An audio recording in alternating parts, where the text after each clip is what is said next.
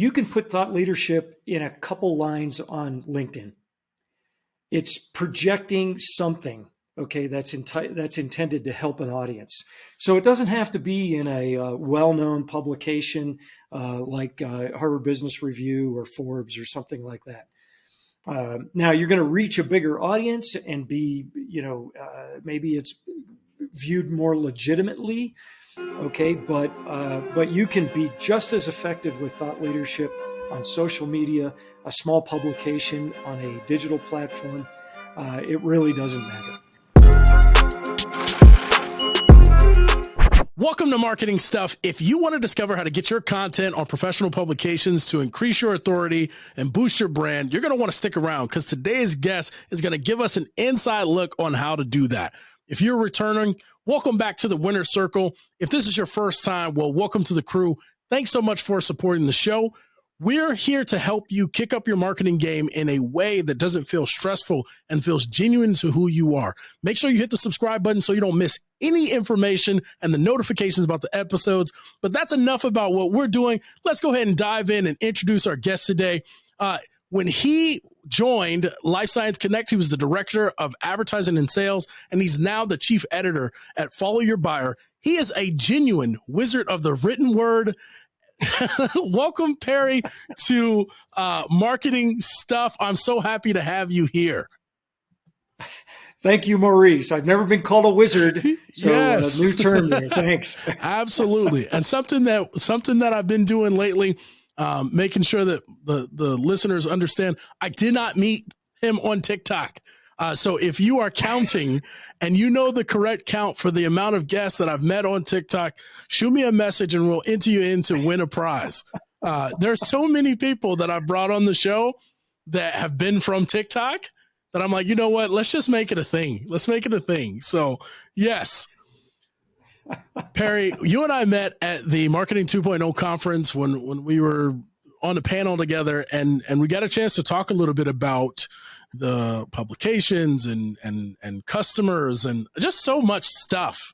By the way, Perry wrote a couple of amazing articles on the onset of that. I'll link some of those below, so go check them out. He's got some really great stuff over at Follow Your Buyer, so make sure you go check out the publication and get some insight as to what they're doing. But that's kind of what kicked us off. And you have such a fantastic, well, first of all, command of the written word. And then secondly, insight as to the customer, as to content creation.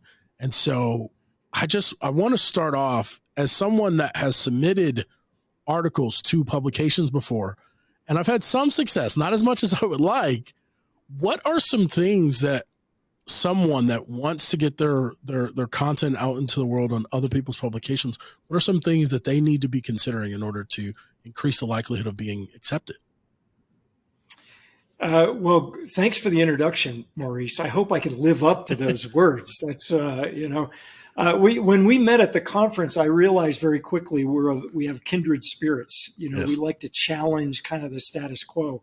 And I think that's how we got connected. Absolutely. And I've really enjoyed working with you there and continue to do so.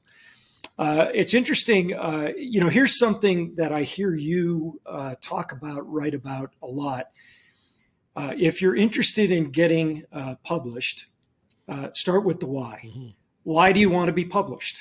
Okay. You may be wanting to become a writer. You want to get paid for your writing time. But something that you suggested, which a lot of business owners, or even really not business owners, anybody really in business, sometimes they like to project thought leadership. They feel passionate about something. They feel they have something important to say, and they think that they can maybe get published. And in an indirect way, they can build trust with an audience and eventually develop business from that. Yeah. So it's a good idea to have a clear why, behind, why do you want to be published? The second part is you want to kind of narrow, based on what you know and what you have an authority on, narrow your field of publications. It could be a half a dozen, a dozen. And they don't have to be printed publications. They could be, digital communities as well. but narrow that down and, something you're comfortable with that you feel that you can contribute to that particular segment or market. Third, you want to subscribe to those publications. That's a mistake a lot of people make. Subscribe and read them regularly and get a sense of what they write about. What's their editorial style? Just become familiar with them. Become part of that community. That's really important. Next, a lot of publications want contributors. Right. So look at their website, look for a contributor page, look for contact information for the editor, and reach out to them. Get some guidelines. What kind of things are they looking for? Open up that dialogue with them and figure out their editorial style, what kind of content they're looking for, and how to submit it. Some are pretty clear on how you submit contributed content. And then just work with them at that point. Be prepared for some rejections and some critiques, but just do what you can. Yes, lots of rejection. So you said something that was really interesting to me, because I think far too often we take the more is more approach. And right off the bat, one of the things that you said was limit your publications to a few. Why do you feel like that's so important to really hone into a few publications that you're trying to write for? Yeah, so I would say if you are a thought leader, you're in this marketing and sales world, a small business executive, a business executive, and you want to project thought leadership. On the periphery of that, you want to attract people who could actually be, one, they're interested in what you're saying, but they might ultimately develop a business relationship with you. Right.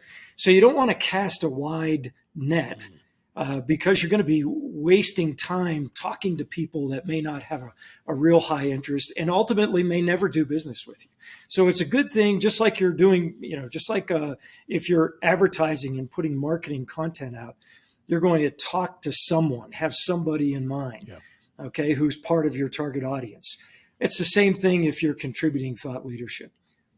Got it. So if I am new to this process and trying to figure out how to stand out, because and I'm going to clarify an assumption here before I finish my question. My assumption is that as a chief editor, you get a fair amount of people that send you a message that say, I want to contribute, right? And there's a fair amount of people that you're just like, no. So how do I go about at least being on the list for maybes, right? And start really building a relationship with you and the publication outside of subscribing, especially if writing is not my first, maybe not my the highest on my skill list. Yeah, like anything else, you want to try to establish a relationship with whoever that person is that's going to approve your content, approve your article for publishing. So the best thing to do is, read the publication. Okay, right. You get a good idea of what that's about if you're a regular reader every time it comes out. Understand who their audience is, who their readership is. Typically, a publication will have some breakdown of who their readership is. Sometimes they even have a media kit, which breaks down exactly who they are by title, segment of market, and whatnot. So get a good understanding of them. You can start off with an assumption on, I have something of value. I think that this audience would work, but clarify that and confirm it with whoever the editor is, and help them. Reach out in a helping way that I would like to be able to give something of value to your readership. If you approach it that, you're going to get the attention of the editor. They'll listen to what you have. If you want to jam something down their throat, or if you want to offer up a sales pitch, I don't even respond to those. There's just no value in that. Now, I will warn you, there are some publications who are pay to play. All right. So if I buy a bunch of ads in this publication, I get to contribute an article, and sometimes they can be commercials, you know. So understand if that's their model, or they're actually taking on real editorial content that's helpful to their readers. Differentiate the two, but just get a dialogue going with that editor in a helping kind of way. Got it. So to make sure that I'm understanding clearly, what you're saying is if you really want to write in this publication, your best bet is to, number one, subscribe to it, read it, become an active participant in the community that the publication is building. Number two, really see where it is that your skill aligns and where you might be able to provide value to the readership.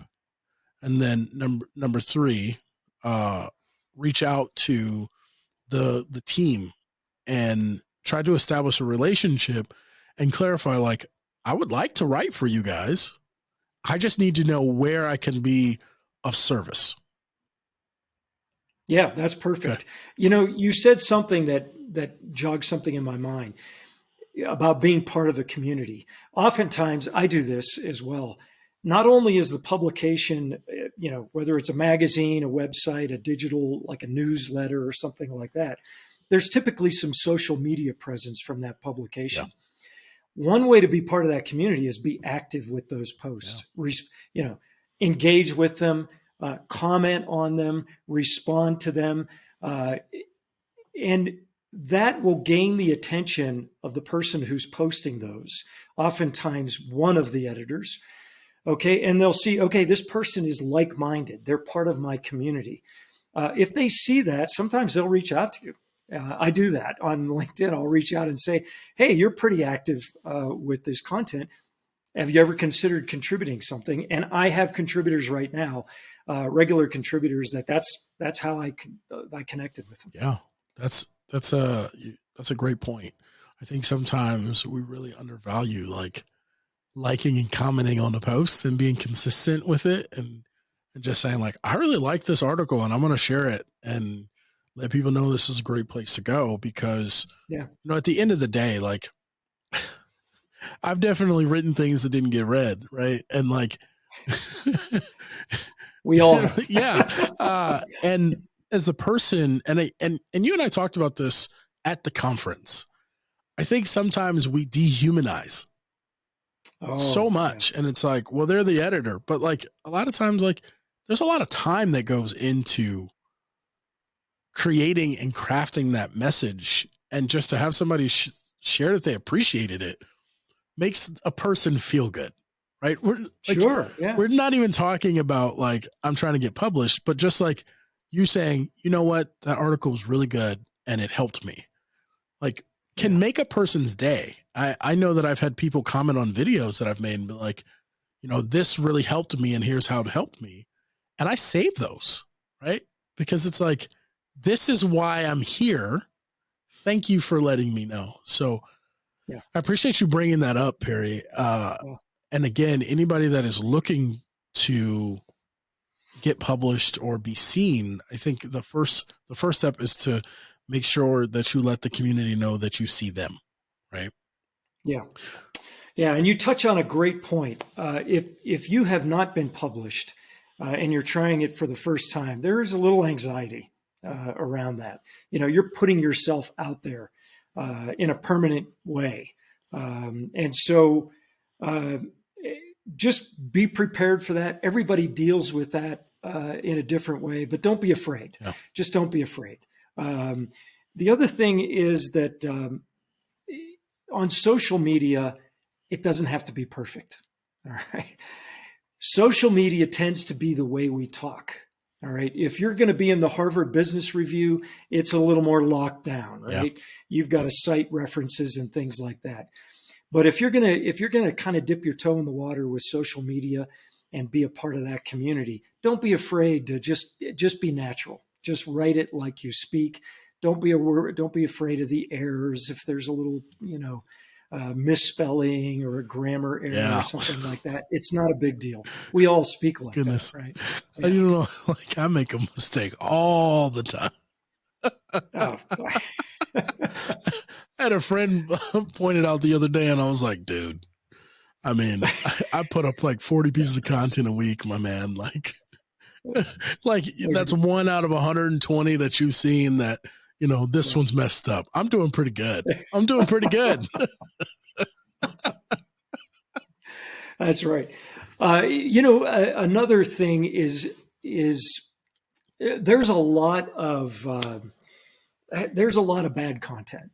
Okay. Yes, there is. The Edelman Agency does a great. I'm going to be talking to them in a couple weeks, but every year Edelman does a pretty extensive research project, a study on thought leadership content and how it's working in B2B marketing. Yeah. Really, really good stuff. They do a lot. They get a lot of feedback, and what they found in last year's study was that everybody jumped on board the content marketing and thought leadership bandwagon during COVID. Everybody leaned into that, and the problem is there's a glut of really bad content out there. Okay, and that gets ignored. Yeah.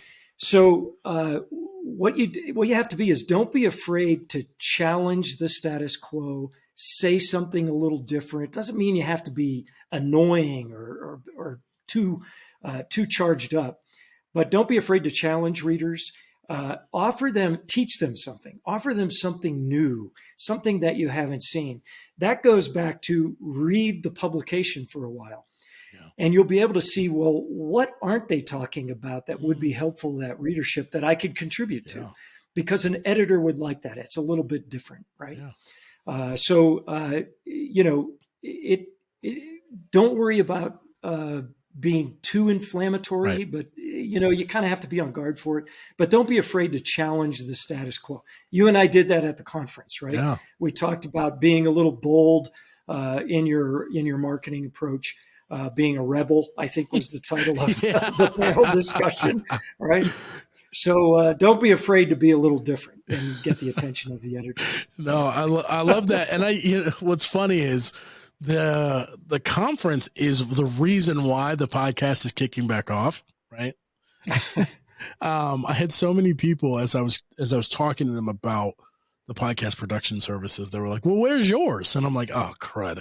I guess I really do have to get back into the game on the doing side, right?" Which has been amazing, because now I have to really re-kick the tires on my process, which has just been outstanding. And I think this goes a lot to, be willing to challenge the status quo, because as I looked at my process, I require, we talked a little bit about this, but I require that you have 13 episodes recorded, edited, and scheduled before you can launch the first one. And that's a lot, right? You're talking almost 20 hours worth of work before you really get a chance to see. And this is just recording and editing stuff before you really ever, anybody ever sees the first episode. And a lot of people really push back on it until we start doing it. And they're like, I get it, right? And so there's so much good that comes of it. And you made a comment about there's a lot of bad content, right? And so you get a chance to really start honing in on your voice. And I think and I want to believe, but I know this is not the truth. I think that's where a lot of the bad content comes from.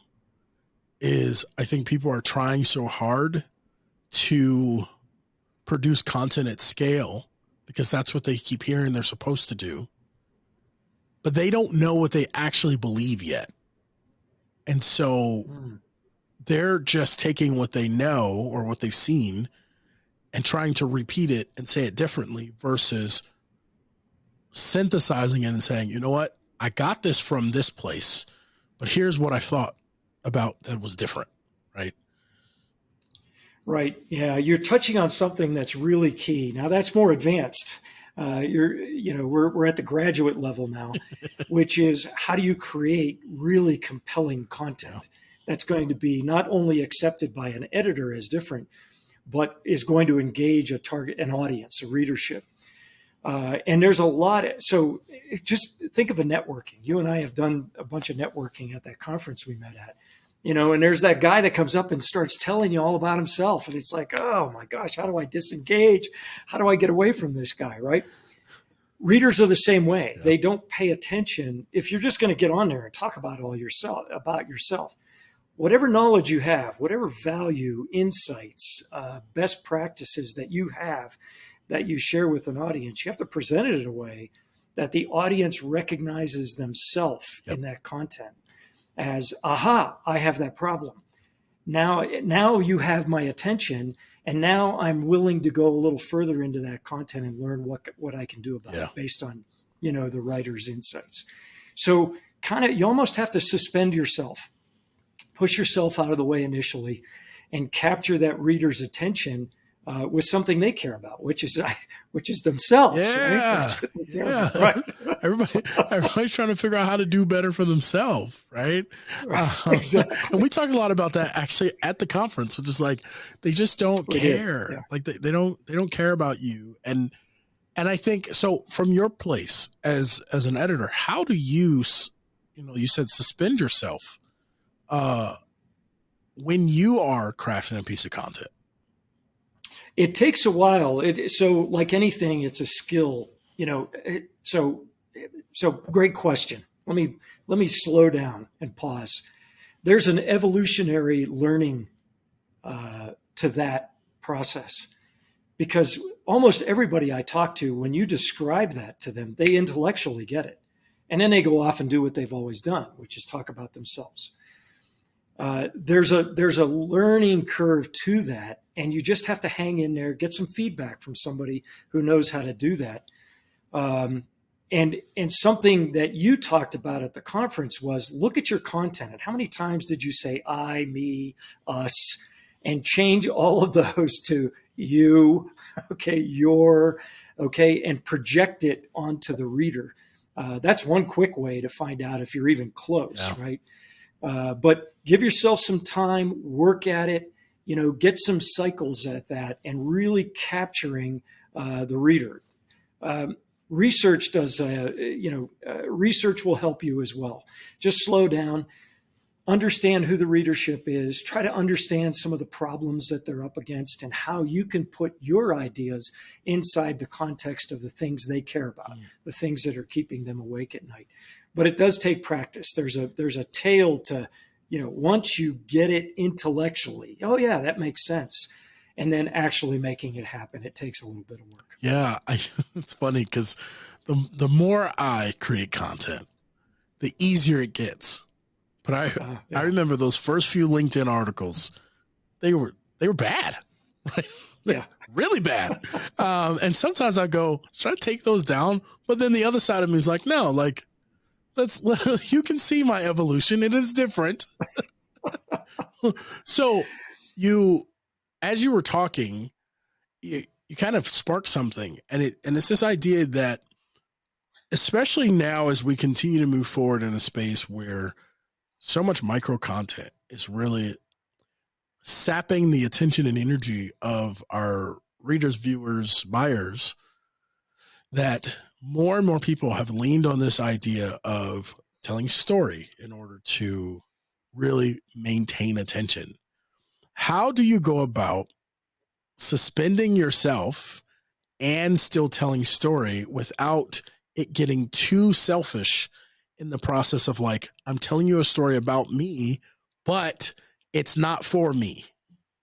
Yeah, that's a good question. Again, that takes practice, but every story, the fundamentals of storytelling is depending on the type of story, is you have a main character, right? And everything else supports what that character is doing. Just make sure you're not the main character. The main character is your reader. So imagine someone specific that you're trying to reach with that content. Describe them in detail. What kind of issues they have, what kind of life they live, what kind of business they're running, or what kind of business they're part of. All right. And get a good, clear understanding of who they are, and then create the story around them. And then whatever role you play as the writer, if you're presenting the thought leadership, Yeah. the best practices, the insights, it's your contribution that makes them great. All right. And you talk about how that contribution made them help them achieve something greater. But they're the main character, always them at the forefront of everything. Yeah. And I think this goes against what we think. Of course. Yeah. I was looking at, I've seen several people's marketing do this, and it's really, it feels really weird, but like there's this one guy, he does conversion rate optimization, and his logo is literally like a hero. Right. And I'm like, that's really weird, man. Like you're creating this environment where you almost can't be anything but the main character, right? Yeah. And so I find it to be, it's what you're talking about right now is so challenging, to be able to articulate something that happened to you that you know is of value to someone else, but not do it in such a way that makes them feel like you're kind of hogging the stage. Right. Yeah. I don't remember what it was, but I was reading something or watching something, and they were basically saying, you can tell people about all your mess ups, but as soon as you start talking about your wins, it needs to be about the process. Yes. Yes. Yeah. And I thought that was such a profound way to say, you know what? I wasn't successful and got six figures. My mentor showed or helped to uncover the secrets of how to, and with this process, this result was achieved, right? And like remove myself from it. And it feels so weird. Like if you think about how we speak, I would never say my mentor showed this and then did this and then this result happened. But for the sake of what we're talking about right now, to remove yourself from it and to make sure it stays customer focused and not to, well, this article's all about John and I don't really care about John. It is that like, oh, how do I remove myself? So for someone that doesn't have the practice at this and they want to be, they would like to start writing and getting into publications. One of the things you said at first was like, be ready for rejections and critiques. As an editor, how much critiquing will you do before you're like, here's a link for a writing class? Cause we just gotta like, this is too much. Well, you may get that. And there's a lot of ways to become a better writer. Okay. You know, there's all sorts of things that you can sign up for, but mostly they're fundamentals. Really, it's not hard. You just get practice, and if you're getting an actual editor that's giving you feedback, and just apply it. Yeah. Okay. Because it's intended to make it better for that publication, to get into that publication, and experiment with some things. Something you mentioned earlier about some of your early LinkedIn posts, you know, social media posts. You get immediate feedback, like sometimes nothing, right? Yeah. Okay. Well, that didn't go over well, but pay attention to when you get more engagement, and sometimes impressions offer that, because an impression is a slowdown of the scroll. Yep. That captured somebody's attention, and try to understand the why. Was it the fancy image, or was it the title?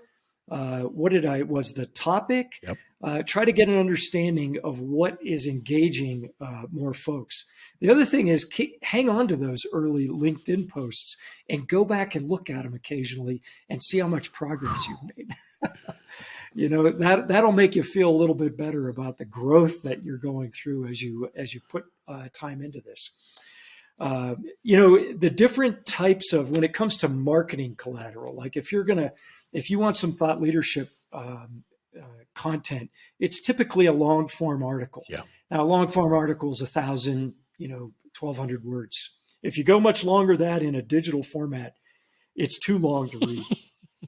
A magazine is a little bit longer. because if you sit down with a magazine, I was going to grab one, I've got them all over the place here. You sit down with a magazine, it's a reader experience, right? Right. You're going to typically look at it cover to cover. There's kind of a warm up at the beginning. The editor may have something to say. You kind of warm up with some short pieces. You get into the big feature articles, and they trail out with some advice, right? And then you get to look at the cool ads as well, and see what catches your attention. But a digital article is typically something that we find on its own. It captured our attention, and it's going to keep our attention for 2 to 3 minutes at most if we're really interested in it. So keep them kind of short. Often if it's thought leader, you want to walk away with some takeaways. These 3 things. Think about that. But that part that you were asking about is putting it in the context of the reader. If you're going to offer 3 tips, you have to kind of sandwich it at the beginning with, here's something that, people in this segment tend to struggle with. Okay. And here's a way to get over with, describe it in detail, describe how painful it can be for the readership, but the companies they're in, how much money it may cost them. Okay. At time, resources, offer the advice, and then revisit that reason again. Okay. To make sure it's connected back to the reader. It's not just listen to how great I am. These are the great tips. Yeah. If you're running a case study, that naturally lends itself to a reader, someone like the reader who solved a problem. The one that writers, marketing writers, and we're straying a little bit away from getting published, right? But a lot of the content out there is features and benefits around products or services. And people say, yeah, but it's features and benefits. I'm going to talk about how great this product is. But you first need to establish what it does to help the target audience, the readership, the customer you're looking for. What issue do they have? What kind of circumstances are they facing that this solution offers? And then talk about the solution a little bit. And then finish up with reminding them what kind of problem this solves. Without that context, it's just another pitch. Right, it's just another sales pitch that most people ignore. Yeah, and this is a really amazing that you brought that up, because somebody just sent me a tweet. Twitter's dangerous. It's where all my thoughts go so they don't fade away, unfiltered. But they sent me a tweet, and it was, change your perspective from this is what my product does to this is what you can do with my product. And what it sounds like you're saying is, like, when we're starting to write some of this marketing collateral, whether it's about being published or not, right? Like, change it from this is what it does to this is what you can do, or this is what you can accomplish. Exactly. Just the other day I was working with an author. She's looking to do some self-publishing, and her table of contents was like, it was so boring. It was so boring. So we went through and talked about what's the micro transformation that they get for reading this chapter, right? Take yourself out of it. It's not about what the chapter is. Like, no one really cares what the chapter is about, because if they could get the thing without reading your chapter, they wouldn't read it. They would just absorb the information through the ether and have the thing that they wanted. And so the table of contents needed to be rewritten to, this is what will happen after you read this chapter. So I think what you're saying right now is like this idea of think, and this, you and I have again, this same perspective of think more about the person that's reading, viewing, listening, and less about what it is that you want. It's part of the reason why as a performance marketer, I really struggle with the idea of putting call to actions at the end of my content. Because I know that I should, but as a consumer, it really turns me off. And so I have to battle with that. Like, is it better for the consumer for them to consume this piece and let it just be here? Or is it better for the consumer to consume this piece and then know there's another step? So you and I can talk about that another day, because that's not what this conversation is about. But it has been something that I've been looking at with my content a lot, that like, because I just want to share this with you and hope that it helps you. My call to actions have fallen to the wayside. So you talked a lot about there are places that you can go in order to get the training that you need in order to become a better writer.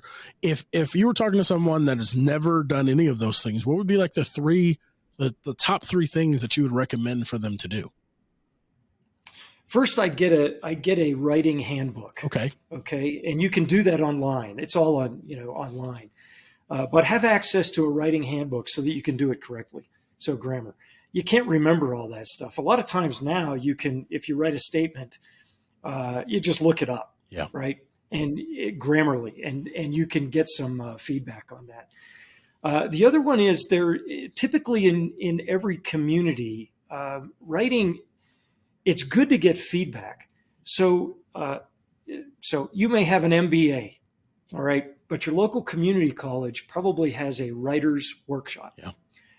Get involved in a writer's workshop where you're working with one another. You're all working on the same topic and you're getting feedback from other writers. I like that. And then sometimes you can get into writer groups online in social networking communities. Okay.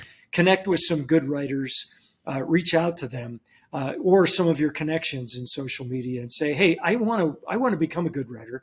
I like your writing. Okay. It's pretty engaging. Would you mind giving me some feedback? Almost like a mentor relationship. Give me some feedback on what I'm doing. People who have been in the business world, it going back to the fundamentals of writing, it's probably going to be a waste of time. We've done enough communicating and probably formed enough bad habits, right? That we're ready for some advanced critique and advanced precision feedback. Yeah. So those are the best thing to do. And they're kind of informal. That's actually an informal way. I like that. I have been practicing my writing, and it is not my first skill. I fell in love with copywriting. And so I'm always looking to improve my ability in that space for that purpose. And so I did some like copy work and did some poetry stuff for a while because it was like, I knew that I needed to be more descriptive. I still got a lot of work to do, Yeah. But I would have never thought to join. It's so interesting. Like in the age of social media, I would have never thought to join a writing group. And so I think that can be really insightful for someone that's looking to do this stuff. At one point, I was a part of a copywriting version, but not specifically like, I just want to be a better writer in general. So I appreciate that for myself. And I'm sure somebody else watching this is like, oh, I can do that, right? Like, I can go down to the community college. Something you mentioned to me not long ago was give it a try. And this had to do with podcasting or video presentations, I think. Yeah. And I was surprised. You said, oh, you want to try that? Well, and you offer that obviously as a service. And you said, well, before you work with me, do it yourself. Just give it a try. One, they'll figure out how complex it is and how difficult it can be, but whether or not they even like it. So there's a certain number of people that writing is so painful that they may never enjoy it enough to become good at it, right? So in that case, give it a try. If not, maybe video messaging on social media is a better format, a better medium for you. Absolutely. Yeah. I learned to give it a try a long time ago with some folks. I like that. That just, they're like, oh, I'm ready to do this. And then we started like, I absolutely hate this.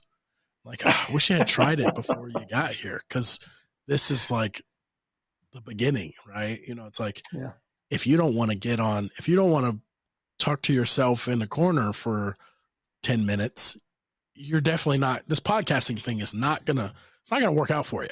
Right. Or if you can't hold a conversation with another person for 45 minutes, it's not going to work out for you. Right. So we really got to find something that's going to be better for you. And I'd rather you launch a show on Anchor just to give it a try and see if you like it. And then we can figure out all the stuff on the back end. And Yeah. I think too many people make things so complex. There's ranges here. There's the simple record it in your car, or do an article on LinkedIn because you think you want to write to build your authority. Just write some articles on LinkedIn, right? Go find Yeah. some topics that you feel like you are excellent at and share your perspective. And you said something really great at the beginning. You were like, social media will give you feedback one way or another. You'll either know it wasn't good or something wasn't good because you'll get no traction, or you'll know that it had some value because you'll get some traction. Posting on LinkedIn articles is one of the reasons I wrote my first book back in 2019, which was Introvert Survival Guide to Networking. And it's Love the title. Yes, thank you. It's a teeny tiny thing, but it's mainly, I would say, a field guide. It's less of a book. And it was because I wrote a 500-word article.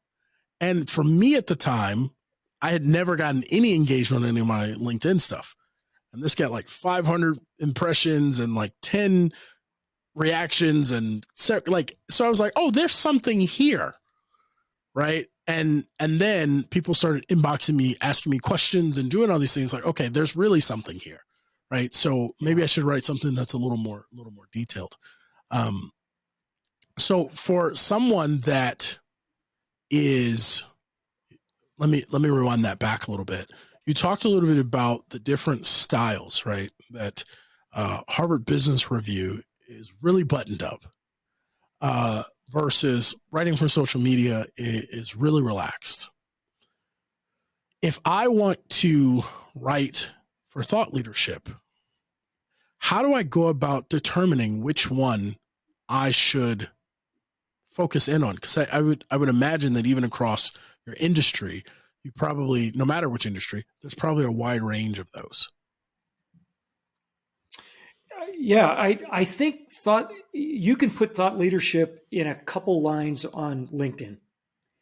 It's projecting something, okay, that's intended to help an audience.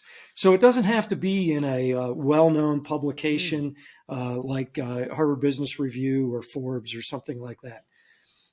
Now you're going to reach a bigger audience and be, maybe it's viewed more legitimately. Yeah.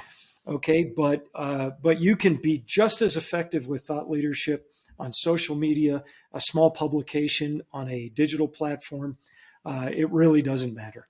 The key thing is figuring out, what do I have, okay, to offer this readership and try to link that up. Yeah, I love that you said that thought leadership can be a couple of lines on LinkedIn, because Sure, yeah. I'm guilty of thought leadership is kind of that next step. Like I would never in my mind go Twitter, posting a tweet, right?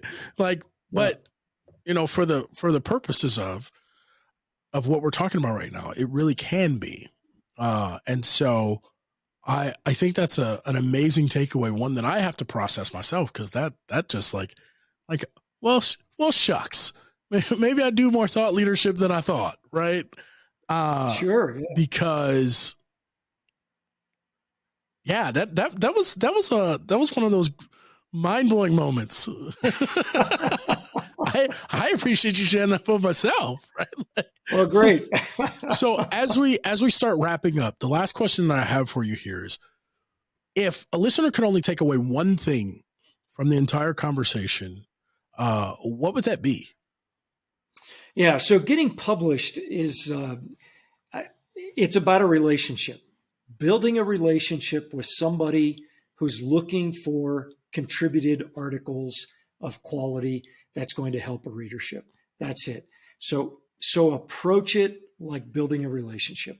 That's it. That would be the biggest takeaway. Open up that dialogue, right? Because I would tell you, and I'll just as a caveat, a lot of people come to me and they try to pitch me about articles, and they're off, and it's very quickly they didn't realize, wait a minute, I described who my audience is. This has nothing to do with B2B marketing and sales. they want to pitch me an idea, want to pitch me an article. Build that relationship with the editor, figure out how to help them, communicate with them, be open, get their feedback, adjust. That's a lot of takeaways, but essentially it's under one bucket. It's a relationship that you're building with someone. Yes, I love that. And I think that if anybody that is listening right now is looking to start that process of being published, I think that changes the perspective, right? And this is kind of some like why I stopped doing more SEO stuff, because SEOs are like, we need 1,000 entries across the web, right? There's a different objective than saying, I want to write something that is meaningful and impactful. And I think this goes back to, we were talking about the dehumanizing and the scale thing, that we've gotten so stuck on scale and looking at things like, well, they have high domain authority, so I want to publish in there. But we forget that like there's people that have to process the article and there's people that have to read the article. And if it is a true publication, a true place for people to learn and grow, then they want something that you've written that you cared about. Right. Yeah. This was a great conversation. It's a great conversation. I appreciate it. Well, you caused me to think of some things that I was not thinking of. So you had some good questions there. I try to come with something, right? So something of value that we can pull from this. So if someone wanted to connect with you and learn more about Follow Your Buyer, what would be the best way for them to do that? Well, I'm on LinkedIn. They can find me on LinkedIn, Follow Your Buyer, or look me up, Perry Rarick, or go to followyourbuyer.com. You can contact me there. You can email me, and I'm happy to. I love entertaining ideas from potential contributors. I'm looking for more contributors. We are growing. We have a need for more content. And so I'm open to hear and talk to just about anybody. Fantastic. I will include the website for Follow Your Buyer, the LinkedIn, and Perry's LinkedIn all in the description. So if this is something that you're interested in, you heard it here, reach out to him, try to develop a relationship, find out how you can help him, subscribe to the publication first, read a few articles, and really try to develop a connection and see what it is that you can provide to Follow Your Buyer. And that could be a place for you to start. Perry, I appreciate your insight on this subject of getting published. That's a wrap for today's episode of Marketing Stuff. We hope you enjoyed the nuggets that Perry was sharing today. Make sure that if you want access to the information, in the description, there will be a link where you can download the information, the notes from today. We can't wait for you to join us on the next episode as we continue to bring you insights about marketing. Thanks so much for listening. And until next time, make your marketing count. Outside of that, stay out here winning, yo.